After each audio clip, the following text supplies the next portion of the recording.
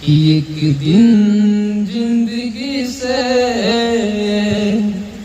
वो एक दिन जिंदगी से हो गई मुलाकात फुर्सत में।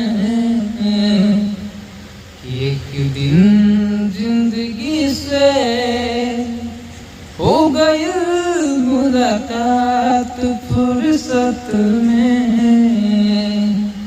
तब पूछली हनी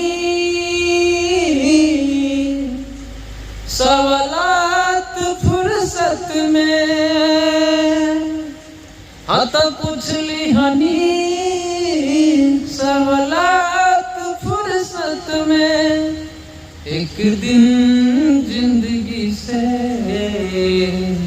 हो गई मुलाकात फुर्सत में। एक दिन जिंदगी से हो गई मुलाकात फुर्सत में।